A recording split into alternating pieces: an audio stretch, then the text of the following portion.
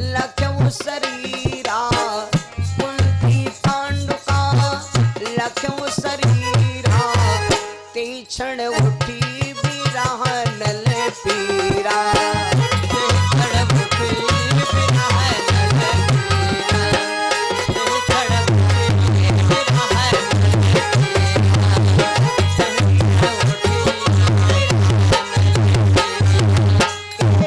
जैसे कुंती ने राजा पांडु का शरीर देखा, बड़े सुडौल शरीर है पावन, मेरे बंधुओं, कुंती ने राजा पांडु के गले में जयमाला छोड़ दिया। महाराज पांडु कुंती को लेकर के अपने महल में आए। राजा पांडु भी व्रतधारी राजा हैं, जिनका नियम है कि सूर्यास्त के बाद भोजन नहीं करते। और कुंती का नियम है भैया कि जब तक अपने पति को भोजन नहीं करा देती तब तक भोजन नहीं करती। समय है, ये न समझो, समय हर व्यक्ति के ऊपर समय होता है, और समय अगर बढ़िया है जो काम करोगे काम सफल हो जाएगा, और समय हमारा गलत है तो जीमा हाथ लगाए वो काम बिगड़ जाएगा। समय होता, एक कवि ने लिखा है, समय का पहिया चलता है, समय का पहिया चलता है, समय का पहिया चलता है, समय का पहिया चलता है। इस पहिए की रत है सीता, पहिए की रत है सीता, इस पहिए की रत है सीता, भागी बदलता है, समय का पहिया चलता है, समय का पहिया चलता है, समय का पहिया चलता है, समय का पहिया चलता है। मेरे बंधु, आज जिस समय कुंती व्रतधारी, एक दिन का समय भैया कि राजा पांडु गए शिकार करने। जब राजा पांडु गए शिकार करने तो वहां पर एक हिरनी के पति को, हिरण को मार दिया बाण से। जब हिरण को मार दिया तो हिरण चिल्लाने लगा, हाय बाण किसने मुझे मारा, हाय बाण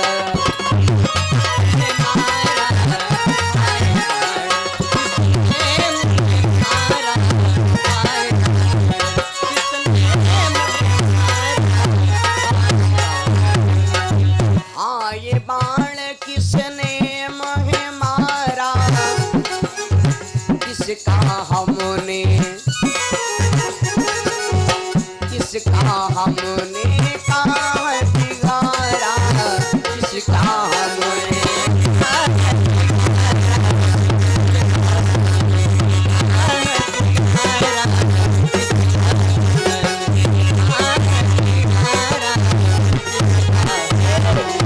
आज वो हिरनी भैया रोने लगी। तब तक देखा राजा खड़े सामने। हिरनी राजा पांडु से जा करके बताने लगी, राजन मेरे स्वामी को तुमने मार दिया और ये गलत किए हो, मेरे पति के लगा हुआ बाण वापस ले लीजिए। महाराज पांडु हंसने लगे। हंसना ही महा गुनाह हो गया भैया। इसीलिए कहते हैं कि इसीलिए कहते हैं भला किसी का कर न सको तो बुरा किसी का मत करना, और फूल नहीं बन सकते हो तो कांटे बनकर मत रहना। ये मानव शरीर है। आप अगरबत्ती ना लगाओ, पूजा ना करो, पाठ ना करो, भगवान का ध्यान ना करो, और जिंदगी में अगर किसी को नरक हो जाए, नरक नहीं होगा। केवल एक काम ना करो, इस शरीर से, ये मानव चोला से ऐसा कोई पाप ना होए कि किसी के दिल को धक्का लगे। एक गाना आप लोगों ने सुना होगा, बड़ा सुंदर गाना है भैया। नहीं चाहिए दिल दुखाना किसी का, नहीं चाहिए दिल दुखाना किसी का, नहीं चाहिए दिल दुखाना किसी का, नहीं चाहिए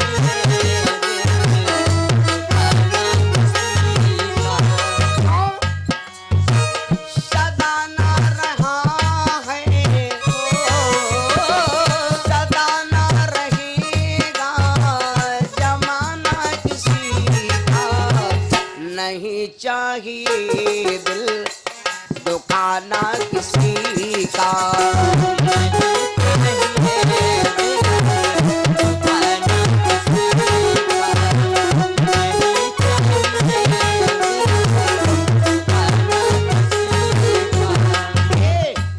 कोई बूढ़ा आदमी जा रहा है अब उसका देख तुम हंस पड़े हो, दादा कहाँ ढूंढा पियो, सुई ढूंढ रहे हैं।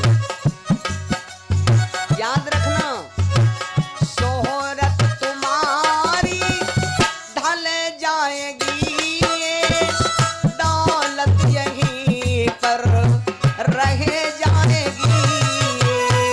शोहरत तुम्हारी ढल जाएगी, दौलत यहीं पर रह जाएगी, नहीं साथ जाएगा।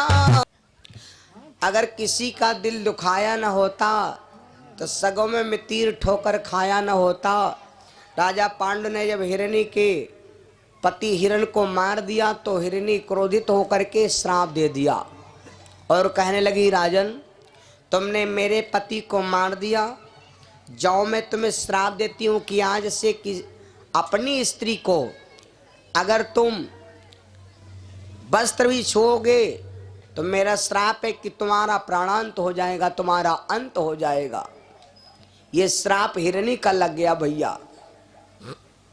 राजा पांडु सोचते सोचते अपने घर आए, शाम हो गई। राजा पांडु जब देर हो गई तो कुंती ने पूछा, स्वामी कहाँ थे? पूरी कहानी बताया। कुंती ने सोचा मेरे पति देव भूखे सो जाएं और मैं भोजन करके सो जाऊं तो मेरा पतिव्रत धर्म भंग हो जाएगा। कुंती ने विचार किया अब क्या करूं भैया। तो कुंती गई माद्री के पास और माद्री से कहा, बहना, इतनी सुंदर थी माद्री भैया, माद्री से कहा, बहना तुम अंटे पर चढ़ जाओ और अपने बालों को उभाड़ करके खड़ी हो जाओ, हो सकता है कि तुम्हारी सुंदरता पर सूर्य भगवान ठहर जाएं। ऐसा ही हुआ। राजा पांडु का समय देखो भैया, कहूँ संजा होने के बाद दिनों लौट सकत, लेकिन दिन हो गया। राजा पांडु नहीं समझ पाए, भोजन कर लिया।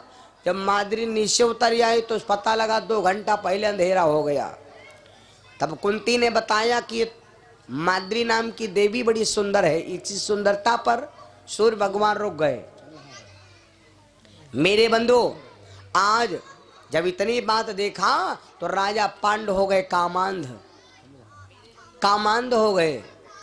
वो आप लोग जानते हो, एक जू याक चिड़ैया ऐसे है, जो एक जू ऐसे है जी का रात में नहीं दिखाते, और एक जू ऐसा है जी का भैया दिन में नहीं दिखाते।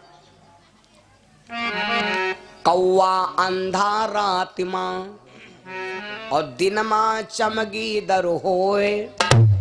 चलो कोई बात नहीं, कौवा रात भर अंधारा, दिन भर तो दौरा दौरा घूमत, और चिमगादड़ कहीं रात भर दिखा दिन माँ नहीं दिखाते, तब वो 12 घंटा वो का ठीक है। लेकिन यू तीसर वाला जो है ई के लिए रात दिन सब बराबर है।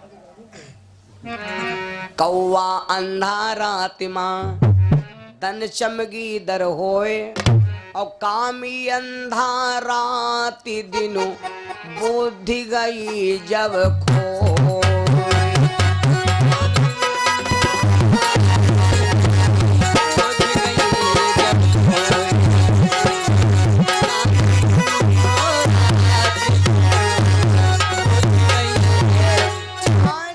राजा पांडु कामांध हो गए। जब व्यक्ति कामांध हो जाता है तो उसका एकदम समय आ गया नजदीक।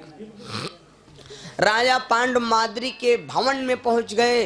माद्री ने देखा तो मालूम था, बहुत विनती किया लेकिन राजा पांडु ना माने, ना माने। जैसे सेज पैर पे, जैसे सेज को छुआ कि राजा पांडु का प्राणांत हो गया। अब राजा पांडु बड़ा, जब प्राणांत हो गया तो कुंती विधवा हो गई भैया। कुंती ने 3 पुत्रों को जन्म दिया है, 3 पुत्रों को, धर्मराज, युधिष्ठिर, भीम, अर्जुन। अर्जुन है स्वर्ग के अवतारी, इंद्र के अवतारी।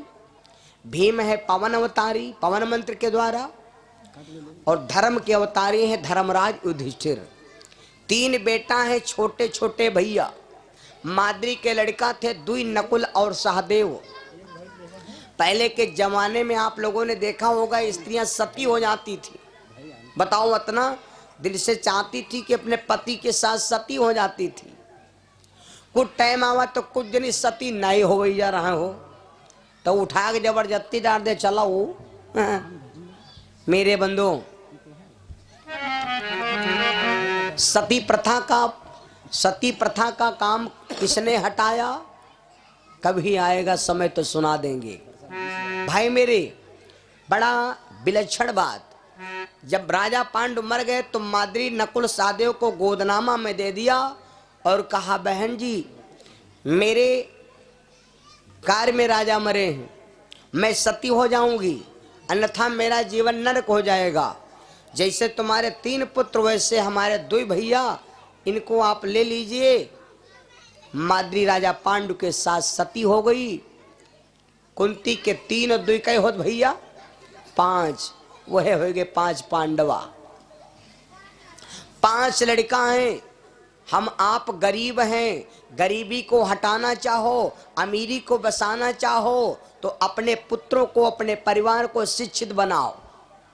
अगर परिवार तुम्हारा शिक्षित है, पढ़ा लिखा है, तो तुम्हारे घर में गरीबी नहीं आएगी। गरीबी 10 कदम पीछे हटेगी। कब? जब तुम्हारा परिवार पढ़ा लिखा है। सबसे बड़ा डंडा मैंने कल बताया था, विद्या। 9 डंडा जी के मजबूत हैं, भगवान के घर जाने से कोई नहीं रोक सकता। विद्या ददात विनयम विनयाद्यादि पात्रत्वाम, पात्रत्वाम ते धना, धना ते धर्मा, धर्मत विरत, विरत ते ज्ञाना, ज्ञान मोक्ष प्रद वेद बखाना। ये 9 डंडा। कुंती ने सोचा अपने भैयन को हम पढ़ाऊं लिखाऊंगी। जिनके माई बाप मंजूरी कह के लड़कन पढ़ाई लिखाई नहीं, आए उनके घर में देखो जाए अमृत बरस रहा। यो काया है, ये शिक्षित के बल पर परिवार शिक्षित है। दरवाजे पर कोई आ गया, प्यार से बोल दिया, मेहमान भी मंगन, संत भी मंगन। मेरे बंधु, 500 पांडवा विद्यालय जाने लगे पढ़ने के लिए। कहां? एक ज्ञानियों में सबसे ज्ञानी थी जिनका नाम था द्रोणाचार्य। विद्या में सबसे निपुण है। द्रोणाचार्य महाराज के पास विद्या सीखने लगे। धीरे धीरे 500 पांडवा सयाने हो रहे हैं और विद्यालय भी बराबर जाते। माता अपने पुत्रों को विद्यालय भेज देती।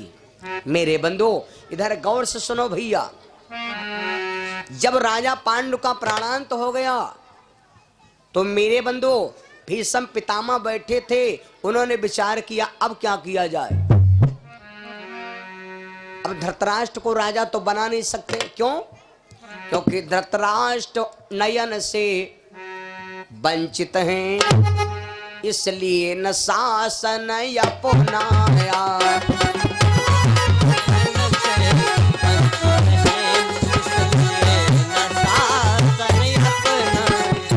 धृतराष्ट्र नयन से वंचित हैं, इसलिए न शासन अपनाया।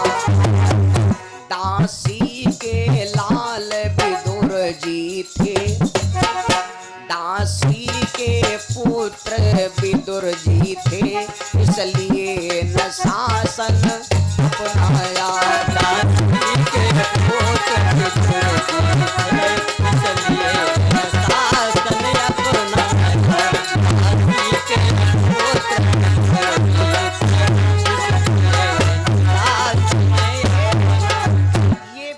दुर्योधन की माता गांधारी को पता चल गया कि अगर मेरे परिवार के सबसे मुख्य हैं भीष्म, और भीष्म जी के दिल में ये है कि अंधा आदमी राज चला नहीं सकता। लोग बैठारेंगे तो लोग हंसेंगे, और फिर अगर विदुर जी हैं तो भक्त, लेकिन वो दासी लड़का है, राजा कैसे बना दिया जाए। तो गांधारी ने दिमाग लगाया, अगर राजा पांडु के बाद पांडुबादि नप, नप माने राजा, पांडुबादि नृप बनई युधिष्ठिर तो हमारा बिगड़ा जाति मुकद्दर। अगर राजा पांडु के बाद धर्मराज युधिष्ठिर राजा बन जाएंगे तो वही तो पांचवें पांडवा हैं और हमारे लड़का हैं 100, तो हमारे लड़कन तो जिंदगी बर्बाद जाई। इसलिए गांधारी बाबा भीष्म पितामह के पास गई। मेरे बंधु, भीष्म पितामह आप लोग जानते हो भीष्म पितामह कौन है? भीष्म पितामह है गंगा जी के हैं 8वें पुत्र। गंगा जी के 8वें पुत्र हैं। भीष्म जैसा पुत्र नहीं मिलेगा भैया। भीष्म सो न पूत न सपूत भागीरथ सो। पूत अगर है तो भीष्म, सपूत है तो भागीरथ। पूत सपूतम का अंतर है भैया। जौन लड़का अपने माई बाप यानी अपने पापा मम्मी अपने बहन बहनों की सेवा करे वो है पूत, और जौन लड़का आजी बाबा के सेवा करे और फूफू फूफा के यहाँ माने वो है सपूत। भीष्म कैसे नाम पड़ गया ये भी समझ लो। भीष्म जो थे ये पहले थे देवव्रत। देवव्रत नाम से विख्यात हुए। जब गंगा जी चली गई तो राजा शांतनु खाना नहीं खाए। और हम कई जगह सुना चुके, जमीन का झगड़ा रोग, पैसा का झगड़ा रोग, भय का झगड़ा रोग, लेकिन जी के घरवाली का लफड़ा हो क्या कहते हैं पिंड रोग। तो जब गंगा जी चली गई छोड़ के यहाँ, क्योंकि गंगा जी की शादी हुई थी राजा शांतनु से शर्त के अनुसार। राजा शांतनु जब शादी किया था तब नहीं जान पाए कि ये गंगा हैं। राजा शांतनु गंगा जी पर इतना मुग्ध हो गए थे। पूछा था देवी कहाँ रहते हो, तो लड़की ने कहा कि तुम हमसे यूं न पूछो कहाँ रहते हो, अपना प्रयोजन कहो। तो राजा शांतनु बोले प्रयोजन कहाँ कही, ब्याह होएगा है। तो बोली ब्याह तुमसे क्या मतलब है। तो वो राजा शांतनु सकात भाई पहले पहले कोई डायरेक्ट कहत बनता नहीं है। तो बोले बिहाव तो नहीं बा है। तो राजा शांतनु बोले कहाँ बिहाव। जब इतना कहा मेरे बंधु, तो राजा शांतनु जब बोले तो गंगा जी मुस्करा बैठी। जब गंगा जी मुस्करा बैठी तो राजा शांतनु कह दिया। तो गंगा जी बोली राजन एक बात सुन लो, शादी करब लेकिन यहाँ शर्त है। राजा शांतनु बोले शर्त कहाँ है, ज्यादा में ज्यादा राज लिया हो, ज्यादा में ज्यादा घर ले लिया हो, और ज्यादा में ज्यादा जान लिया हो, और क्या करी हो बिहाव हो। बिहाव हो अपना कोई कोई बिहार पर उतारा है कि जो देव तैयारा। एक अवस्थी जी कैसे निकारिन है, प्रभु राम की कृपा से चितचोर हो गए, अगले जन्म में मोरनी और मोर हो गए। शाम के यहाँ सुना दे, अब ना बताइए। मेरे बंधु, तो राजा शांतनु से गंगा ने शर्त किया, कहा यूं न पूछो पता निशान का है, शादी कर ले लेकिन शर्त है क्या। तो राजा शांतनु बोले देवी शर्त चाहे जौन होए, मुझे तेरी शर्तें मुझे सारी मंजूर, शर्तें तुम्हारी।